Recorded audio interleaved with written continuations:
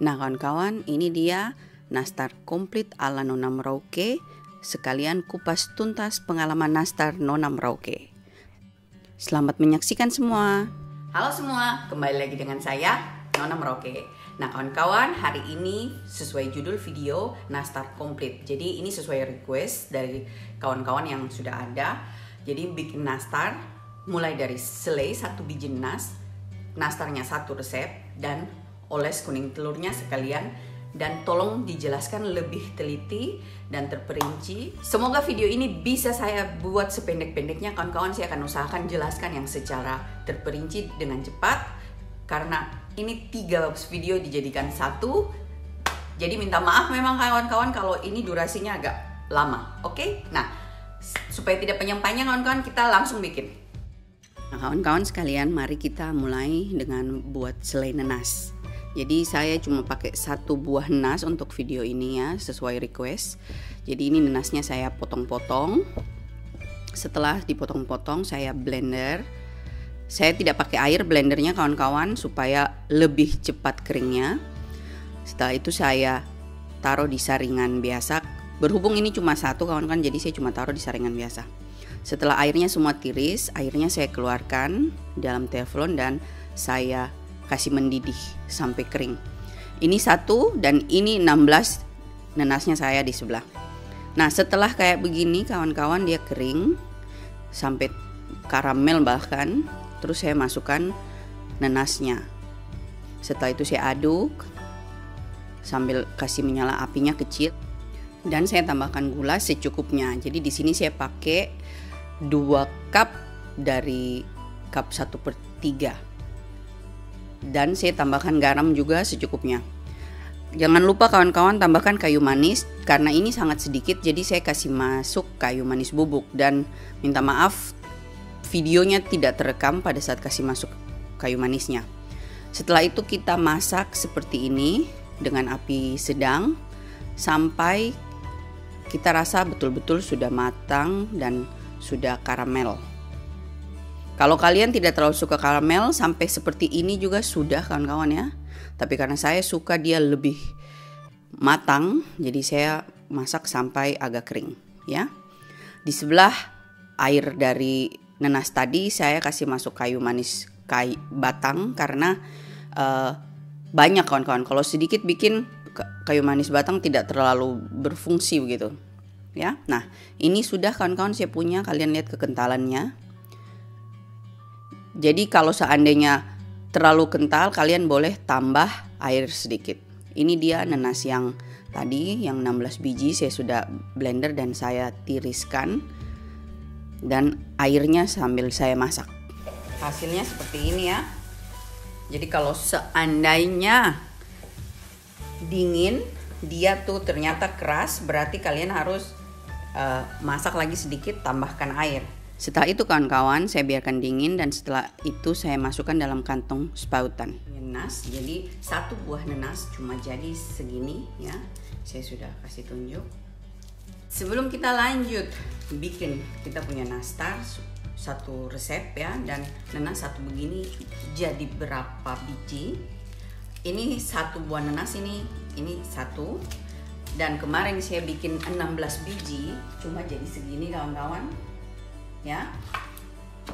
Dan di sini saya masih punya selai yang tahun lalu saya bikin ya. Selai tahan berapa lama kawan-kawan? Ini sudah 1 tahun selai harum dan tidak ada sedikit pun yang aneh-aneh.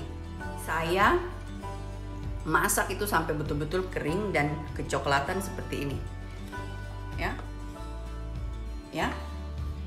kayak gitu. Makanya tahun ini saya cuma bikin 16 biji, karena saya masih punya yang tahun lalu ini. Jadi kalau kalian tanya itu air apa, itu gula kawan-kawan. Jadi dia punya cair-cair itu dia seperti apa, dia seperti begini kawan-kawan. Dia kental sekali ya. Jadi ini saya punya selai, dia keras karena di Holland juga dingin ya kawan-kawan hawanya. Begitu. Selain nanas ini saya bikin pakai gula. Terserah gula halus, gula pasir kasar, gula apa saja. Terus terang saya selalu cari gula yang paling murah. Gula apa saja. Kalau kalian tidak suka manis, kalian boleh kurangi gulanya. Kalau saya di sini saya suka kasih banyak gulanya. Nomor 1 karena tahan lama, kawan-kawan. Jadi saya punya adonan. Kalau pada saat saya bikin nastar, isinya tuh sedikit, kawan-kawan, tapi kulitnya banyak. Walau sedikit isinya, tapi dia punya, karena nanasnya manis, jadi pas kayak begitu. Kalau seandainya isi kebanyakan, jadi secara otomatis akan manis sekali. Tapi kalau isi kebanyakan juga, kawan-kawan, kadang-kadang resikonya tuh kalau kita bakar bisa pecah. Sejauh ini anak-anaknya saya dan teman-teman di sini suka kalau jangan terlalu banyak isi. Jadi mereka lebih suka kulitnya yang lembut terus pas dengan isinya, ya. Nanasnya itu di mixer, di blender atau diparut. Kawan-kawan, diparut atau di blender tuh suka-sukanya kalian, itu terserah. Buat saya, untuk metodenya saya, kalau saya parut, secara otomatis pada saat saya spout itu akan ada, dia punya panjang-panjang gitu, atau akan kayak tidak putus. Jadi buat saya blender supaya pada saat saya spout itu cepat, langsung selesai gitu, langsung habis, tidak perlu kita potong-potong dan sebagainya. Kalian mau pakai juicer, mau pakai apa tuh terserah. Intinya metodenya bikin selain nanasnya saya tuh kita kasih pisah air dan nanasnya, supaya airnya itu kita bisa kasih kering tanpa kita harus aduk-aduk. Kalau nanas dan air sama-sama kita masak bisa juga, kawan-kawan, cuma otomatis kita harus aduk-aduk sampai kering. Kalau nanasnya dan air secara dijadi satu kan, kita tidak bisa kasih tinggal saja airnya mengering, karena otomatis nanti nanasnya hangus di bawahnya. Kalau kalian mau dia seperti kuning-kuning keemasan, pada saat kalian kasih kering itu gula, jangan sampai karamel sekali, sampai coklat gitu. Secara otomatis kalau dia coklat, nanti pada saat kita campur dengan nanasnya dia bakalan jadi coklat seperti saya. Seperti begini, ya. Warna dari selai ini terserah kalian, kawan-kawan. Kalau kalian mau tidak coklat, usahakan pada saat sudah dimasak dan gula dan nanasnya aduk terus. Kalau saya biasa suka kasih biar sebentar sampai di bawahnya agak coklat-coklat, baru saya aduk.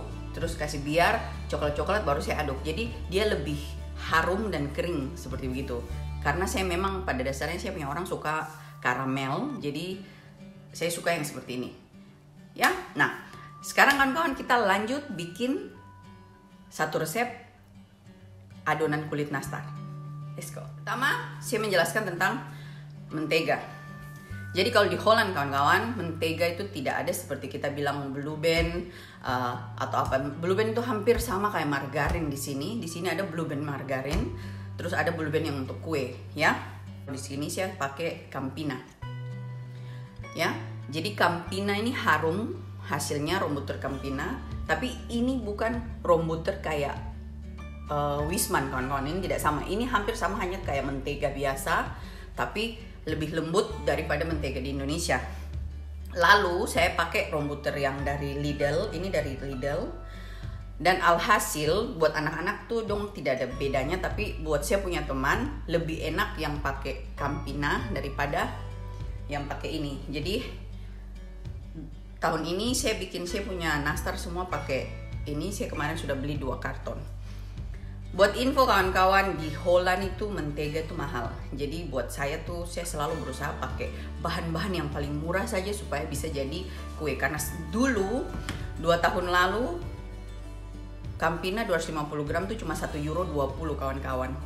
2020 Campina 250 gram ini €2.85, hampir €3. Jadi perbedaannya sangat jauh. Itu sesuai selera kita dan budget kita masing-masing. Kalau di Indonesia saya sendiri untuk buat jualan, saya biasa bikin 2 macam, yang wow dan yang biasa. Jadi kalau yang biasa itu saya cuma pakai Blue Band dan campur dengan Wisman. Tapi kalau yang wow tuh biasanya cuma pakai mentega, saya campur Wisman, atau kadang-kadang saya tidak pakai mentega, cuma pakai Holman, mentega Holman yang harum plus Wisman Rombuster kayak gitu. Pada saat kalian bikin kue cuma Rombuster saja, jangan, kawan-kawan. Kadang-kadang tuh tidak jadi, bahkan bisa terlalu lembek. Dan saya pakai terigu tuh terigu biasa, kawan-kawan. Jadi saya tidak tahu kalau di Indonesia apa, tapi kadang-kadang mama zaman-zaman kita masih kecil tuh selalu terigu yang kilo-kiloan, kawan-kawan, ya. Kalau terigu di Indonesia sebaiknya saya rasa kalian sangrai terlebih dahulu kalau mau tahan lama dan lebih gurih. Karena kadang-kadang di Indonesia kadar udara tuh lebih lembab daripada di Holland. Di Holland ini kita kering, dari Holland tuh biasa kalau kita umpamanya contoh saja ya kawan-kawan, kita beli kacang-kacangan, toh kita simpan, sudah dibuka, kita pakai setrika, kita simpan. Biasa sampai 2-3 tahun tuh kacang dia masih utuh begitu saja. Lain dengan kalau kita beli kayak kacang-kacangan di Indonesia, kau beli ada tanggal matinya, terus habis itu kau kasih tinggal di lemari, berapa satu minggu saja lewat dari itu tanggal, itu pasti kacang sudah berkutu atau bagaimana. Di Holland tuh kita tidak punya pengalaman seperti itu. Contohnya saja begini kawan-kawan, saya beli almond dari Indonesia, almond slice ya. Saya taruh di saya punya lemari 3 bulan. Pas saya, karena dia di bawah saya tidak lihat. Jadi pas saya buka, itu almond sudah bubuk-bubuk banyak kutu. Sedangkan almond mentah yang saya beli di Holland, taruh di situ sudah terbuka, taruh terbuka-buka saja sampai sudah 2 tahun, almond dia masih seperti begitu saja kawan-kawan. Jadi itu perbedaannya. Makanya kalau kita di daerah Indonesia mungkin juga produk kualitas tidak nomor 1 atau bagaimana, jadi kita lebih harus waspada. Maksudnya kayak tepung kita sangrai atau kita kasih kering dengan baik, kita ayak tepungnya dan sebagainya. Di Holland terus terang saya tuh kalau bikin kue tidak pernah ayak tepung kawan-kawan, karena saya jamin tidak ada satu sedikit pun remah atau ada plastik atau ada apa gitu, tidak ada. Kalau di Indonesia saya selalu ayak karena kita tidak mau resiko ada kutu atau ada apa di dalam kita punya adonan. Itu perbedaannya antara di sini dan kita di Indonesia kawan-kawan ya. Nah, jadi buat teman-teman yang di Holland yang selalu bertanya pakai tepung apa, saya biasa pakai tepung biasa. Kebetulan hari ini saya cuma punya tepung yang dari Lidl, yang dari Jumbo ataupun dari Albert Heijn saya tidak punya hari ini. Jadi saya kasih tunjuk, saya pakai tepung ini. Jadi Panten Bloem. Ya, yang terakhir susu bubuk kawan-kawan. Toko orang Turki atau orang Maroko saya ketemu susu ini kawan-kawan. Jadi ini juga Nestle. Jadi sama saja kayaknya mungkin seperti kita di Indonesia susu Denko ya. Jadi saya pakai yang ini untuk bikin saya punya nastar dan sebagainya. Dan dia dalamnya sama saja kawan-kawan. Kalau bisa lihat. Gula kawan-kawan saya pakai gula bubuk. Lalu beli yang 5 kilo. Ini dosnya kawan-kawan. Nah kawan-kawan, mari kita bikin. Ini saya kasih masuk. Pertama-tama kasih masuk butter ya. Lalu butternya saya haluskan ya. Kawan-kawan yang bilang, yang selalu tanya kenapa tidak pakai sarung tangan, kalau kalian mau bikin pakai sarung tangan silahkan ya.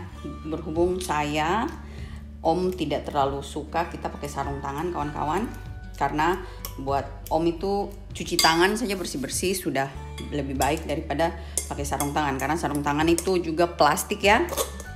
Jadi biasa kalau untuk makan sendiri Om itu bilang usahakan tidak pakai sarung tangan. Tapi buat kalian kalau suka pakai sarung tangan silahkan ya. Jadi ini saya kasih lembut sedikit, berhubung di Holland ini dingin ya kawan-kawan. Setelah itu saya tambahkan gula. Kita aduk lagi sampai tercampur. Jadi karena cuma satu resep kawan-kawan, jadi saya tidak pakai mixer, cuma pakai garpu ya.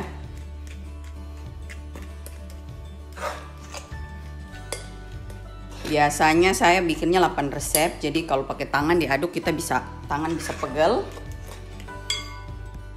Jadi ini dia, gulanya sudah halus semua kawan-kawan.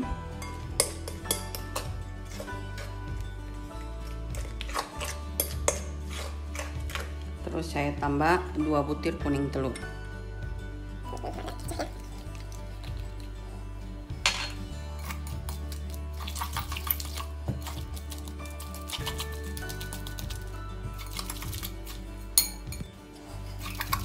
Setelah begini kawan-kawan ya,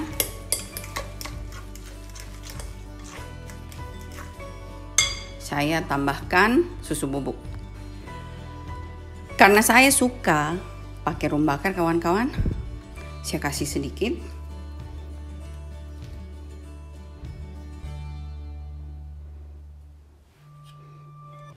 Saya aduk sebentar.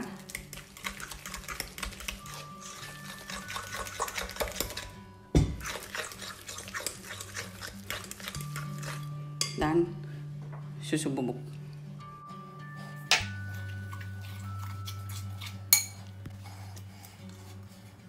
Sekarang kita tambahkan tepung ya. Tepung sesuai resep 300 gram. Jadi ini 0 ya kawan-kawan. Jadi kalau 300 gram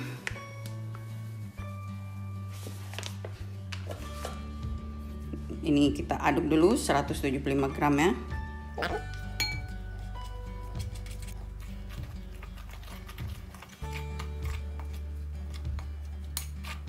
Setelah itu tambah lagi kawan-kawan. Oh, 309 gram. Sekarang 300 gram. Cuma lebih satu saja kawan-kawan. Sekarang saya campur. Buat supaya lebih bagus tercampur, saya biasa pakai sarung tangan di saat yang ini. Bikin dia jadi satu saja kawan-kawan. Sebentar sekali. Dan dengan pakai tangan campurnya lebih tercampur. Kalau kalian tidak punya sarung tangan, campur dengan tangan kasih ke air es dulu atau es batu biar tangan dingin kawan-kawan ya. Baru campur sebentar. Dan kalian harus selalu ingat, resep itu setiap tempat itu beda-beda, dia punya kadar air dalam butter ataupun telurnya. Besarnya itu semua beda-beda. Jadi jangan berpatokan pada resep. Karena kadang telur lebih besar daripada yang kita mau. Jadi seperti kalian lihat ini, yang ini adonannya kayak begini, ini masih buat saya terlalu lembek.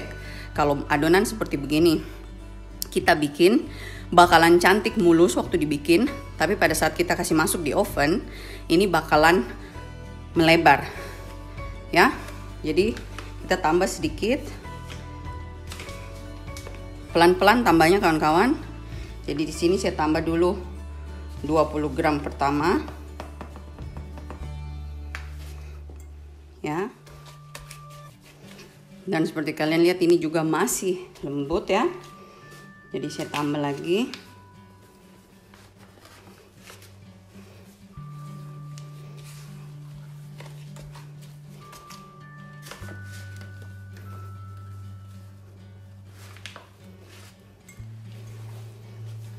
Nah, buat saya begini nih sudah lumayan kawan-kawan. Tambah sedikit lagi tepung juga boleh, tapi hati-hati terlalu keras ya. Jadi ini sarung tangan dia melengket karena sudah pada saya, tapi kalau kalian pakai tangan kalian bisa lihat dia sudah tidak lengket ya. Di sini saya mau coba tambah sedikit lagi tepungnya.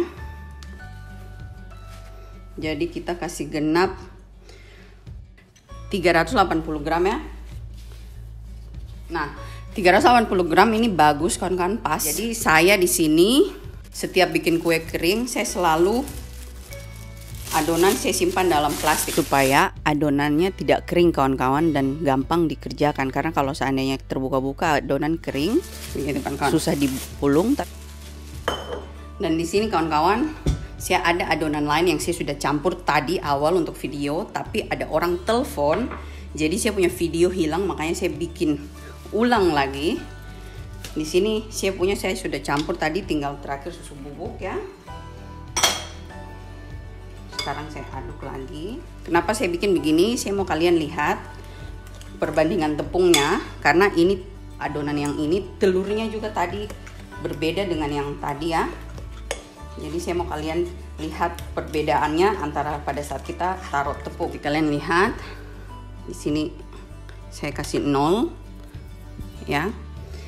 Jadi kita mau kasih masuk tepung.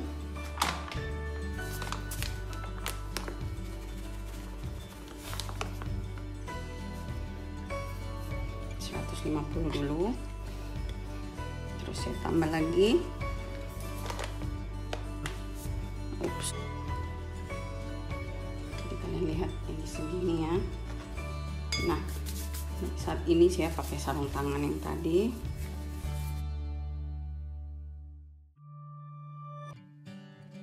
Seperti kalian lihat, ini jauh lebih keras daripada adonan ini tadi waktu kita cuma kasih 300 gram adonan tepung. Jadi sini saya tambah lagi. Tambah dulu 20 gram kira-kira ya. Ya, saya tambah 30. Nah, kalian lihat ini sudah hampir dan ini cuma 330. Jadi saya tambah lagi sedikit.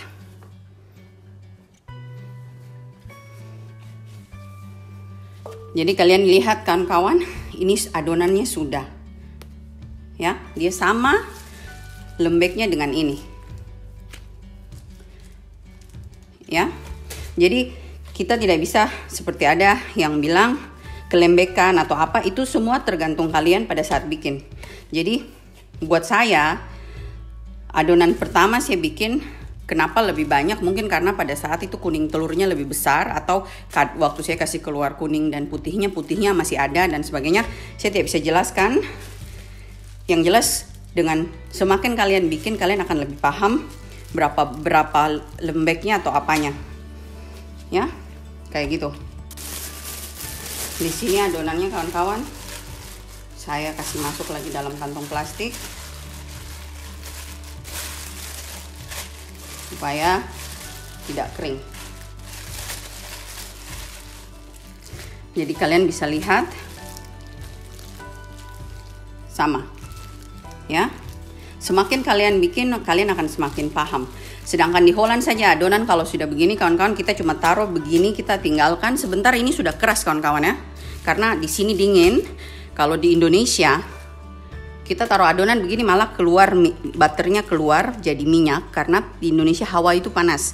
Jadi kalau saya di Indonesia bikin kue, saya selalu dalam ruangan yang ada AC-nya supaya saya punya kue itu tidak rusak gitu.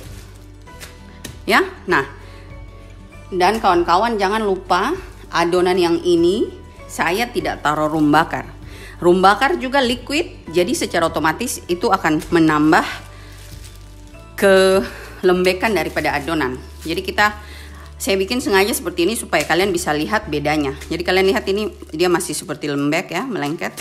Yang ini tidak seperti itu terlalu. Ya. Sebentar pada saat kita bikin kawan-kawan, baru kalian bisa lihat sendiri kelembekannya pada saat dicetakan, ya. Nah, jadi kawan-kawan, sebelum saya bikin saya punya adonan nastar dan isi, saya mau menjelaskan tentang cetakan. Kawan-kawan, terima kasih sebelumnya karena ternyata saya punya video slide dan nastar itu sangat-sangat banyak penggemarnya ya. Jadi, mari saya jelaskan tentang cetakan. Pada awal saya bikin kawan-kawan itu tidak cantik. Di bawahnya itu kayak retak, terus kayak lubang-lubang. Tapi 2-3 kali betul-betul ditindis ke dalam itu adonan, jadi akhirnya mulus. Di situ awal pertama kalinya saya bikin. Dan perbedaannya itu kawan-kawan, cetakan ini dia keras, kalian lihat. Ya, keras. Cetakan model baru sekarang dia tipis kawan-kawan. Jadi yang ini panas sedikit saja di atas air, langsung kok begini esnya keluar. Sedangkan yang ini susah kawan-kawan. Kalian lihat tidak elastis. Jadi ini betul-betul harus panas baru saya topi-topi gini. Yang ini kawan-kawan, ya, dengan cetakan ini, kalau kita bikin baik-baik dengan cetakan yang ini kawan-kawan, seperti kalian lihat ini mengkilat di dalamnya. Kita punya nastar kalau beku dan dia keluar, dia mengkilat. Luarnya mengkilat kalau kalian tindis dengan baik. Sedangkan kalau kita pakai cetakan ini silikon di bawahnya ya. Cepat keluar, tapi kawan-kawan nastar tuh tidak mengkilat di pantatnya, dia cuma mengkilat di sekelilingnya ini saja. Kalau melengket baru saya biasanya kasih di atas air panas, tapi ide terbaru itu saya cuma kasih pakai blow hair dryer saja jadi panas baru tinggal dikasih keluar. Kayak gitu. Ya, jadi buat kalian yang tidak punya cetakan silikon yang sedikit di pantatnya begini, ini sangat bagus. Cetakan ini kawan-kawan, ya, ini ada bentuk-bentuk, ini pisang, ini apel, ini melon. Kalau kalian pingin bentuk-bentuk, boleh pakai cetakan ini ya. Dan cetakan ini kawan-kawan paling bagus dipakai cepat karena di bawahnya ada silikon sedikit. Ya, kalau ada silikon sedikit begini, kita tidak perlu panasin kawan-kawan. Jadi kalau sudah beku, pas kita kasih keluar kita cuma tinggal ditindis di bagian sininya. Cetakan seperti begini, dia punya bagian telinga ini kecil, resikonya patah besar ya. Makanya sejak saya dapat beli yang ini ya, yang bulat biasa dan dia tidak bulat lurus kawan-kawan, dia agak serong. Pada saat siram kuning telur juga lebih gampang ya. Saya selalu pakai yang ini. Teman-teman yang di Holland kalau mau di Senos atau di Big Bazar itu biasa ada. Sekarang kalau di Woerden di Senos ada. Kemarin saya baru lihat dan kalian buat yang tanya apakah cetakan silikon bisa? Ini cetakan silikon, semuanya silikon kawan-kawan, dia tidak keras pinggirnya. Ini bisa kawan-kawan. Tapi pada saat kita tindis adonan, resikonya di bagian kiri kanannya tuh dia bisa melebar. Mungkin ada yang berhasil, saya tidak tahu, tapi saya bikinnya itu selalu pinggir-pinggirnya tuh dia melebar. Jadi pada saat dikasih keluar, dia tidak seperti yang saya mau. Makanya ini cetakan saya tidak pernah pakai, ini saya pakai hanya untuk kalau saya mau bikin coklat kawan-kawan. Kalau di Woerden kita belinya di toko ini ya, Sonos. Jadi kalian bisa lihat itu cetakannya tergantung dan cuma €1,19.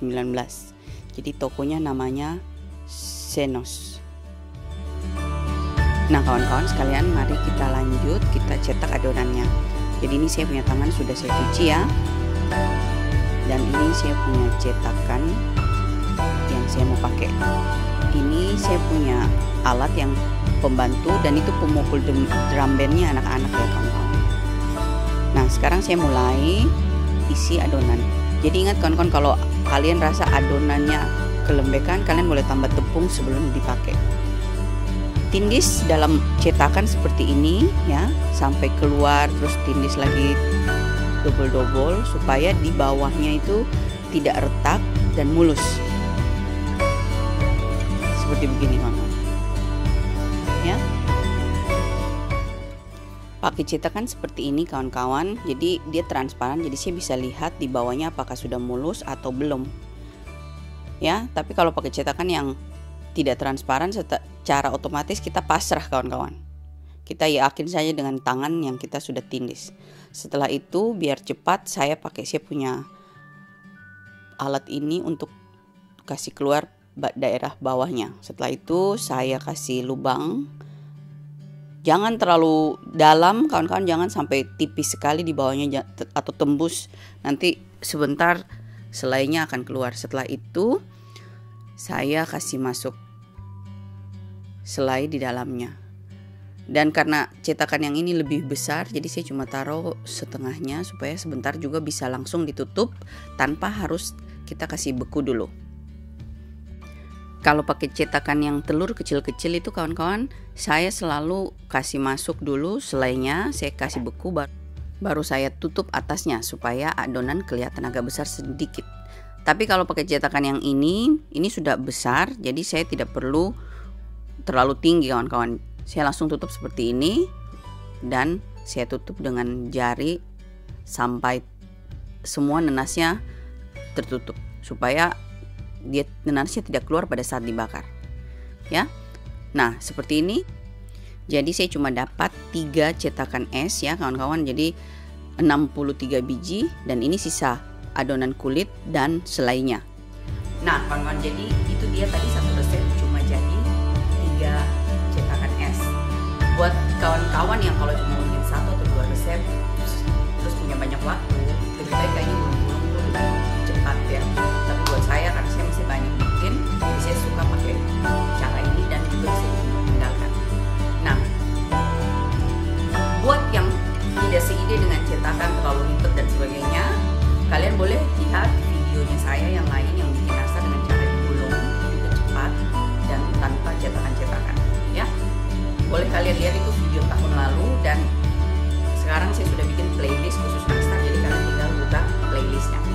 Sekarang saya mau lanjut, mau kasih tunjuk kalian saya mau bikin adonan nastar abon. Lalu di video saya sudah bikin dengan resep nastar, cuma di sini saya mau ubah sedikit resep nasbon ini saya pakai 20 gram susu bubuk, 20 gram gula, 2 butir kuning telur, menteganya 250 gram, dan saya ganti dengan keju. Saya tidak tahu mau pakai berapa banyak, tapi kayaknya saya mau pakai 150 gram. Sebelum kita mulai aduk, kita parut keju dulu. Sekarang saya sisihkan ini kawan-kawan. Kita mau campur adonan. 1 butter.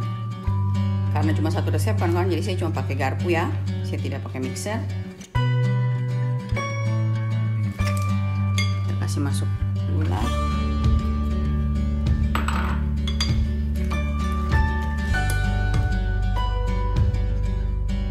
Sampai tercampur dengan baik kan kawan.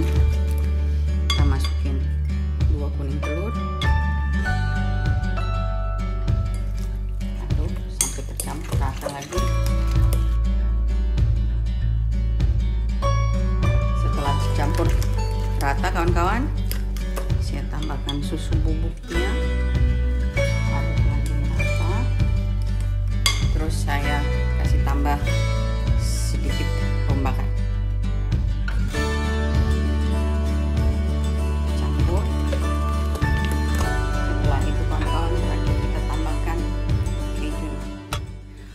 Kalau tidak mau pakai keju, boleh ganti dengan Royco kawan-kawan ya. Saya belum coba, tapi planningnya nanti saya akan coba. Nah, sekarang waktunya kita kasih tepung. Kali ini saya kasih tunjuk kalian lagi berapa totalnya kita pakai di dalam satu resep ini yang sudah kita kurangin gula dan susu. Terus pakai rombakan. Pertama kasih 300 dulu.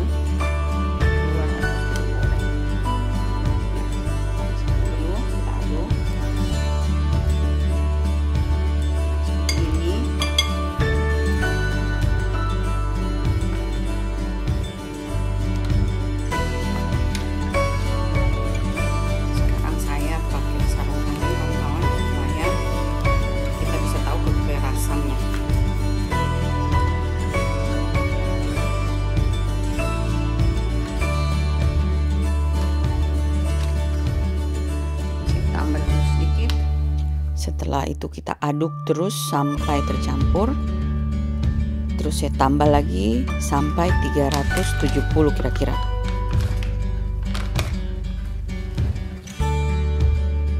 Sekarang saya simpan. Saya masukkan dalam kantong plastik dan keluarkan anginnya biar adonan tidak kering kawan-kawan ya. Ini dia. Ya.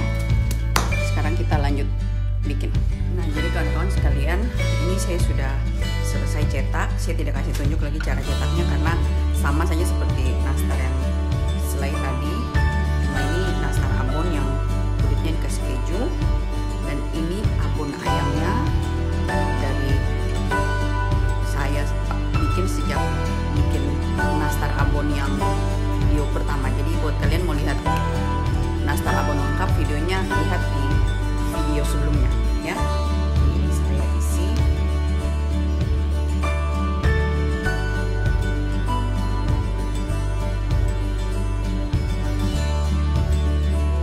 Kita ini sedikit bantuannya supaya kita tahu kepadatannya. Setelah itu kita langsung tutup kawan. Ini kalau dia seperti ini tutupnya tidak perlu kayak yang